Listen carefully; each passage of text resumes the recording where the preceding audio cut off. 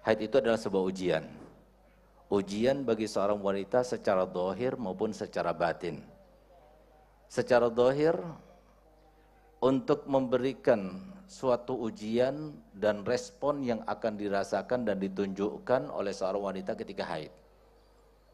Kadang-kadang haid itu dijadikan sebuah alasan. Kadang-kadang haid itu dijadikan sebagai propaganda. Bahkan kadang-kadang haid itu dikambing hitamkan. Jadi mohon maaf, seperti kalau di pondok-pondok ya. Itu kalau perempuan itu, anak didik kita yang perempuan itu haid, itu kalau dibangun di sholat subuh dibilang haid. Jadi dengan mudahnya, jadi bangganya, bahagianya karena kalau sudah haid, karena apa? Istirahat sholatnya. Padahal harusnya, mohon maaf, yang harus dirasakan oleh perempuan ketika haid itu hendaknya dia itu lebih banyak bertawud kepada Allah Ta'ala. Kenapa demikian? Karena keadaan yang paling buruk bagi seorang wanita adalah ketika dia sedang haid.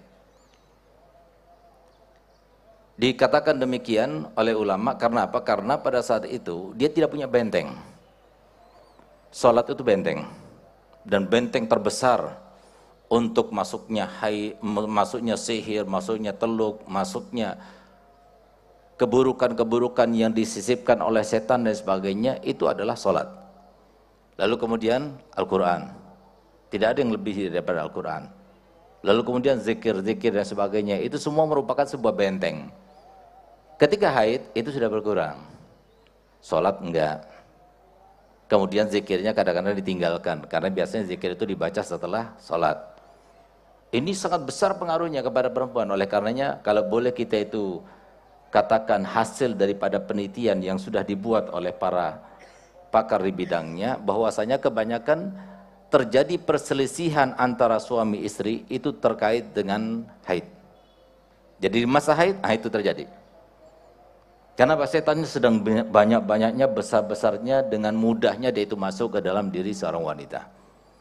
Itu harus diketahui. Oleh karenanya justru ketika haid itu wiridnya itu harus lebih dibaca, bukan malah ditinggalkan.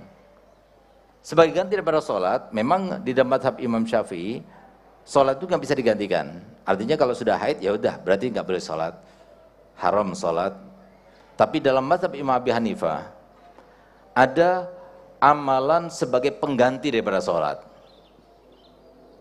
Apa itu amalannya? Amalannya itu adalah setiap kali masuk sholat 5 waktu, dia duduk di mihrabnya, duduk di sejadahnya. Dengan kadar dia melaksanakan sholat, untuk apa? Berzikir pada Allah. Mau baca tasbih, mau baca tahlil, mau baca takbir, mau baca semuanya itu, atau mau baca sholawat kepada Nabi SAW, yang boleh dilakukan boleh dibaca oleh seorang wanita yang sedang berhalangan atau sedang haid. Selama dia itu melaksanakan sholat, itu katanya dihitung seperti orang yang sedang sholat.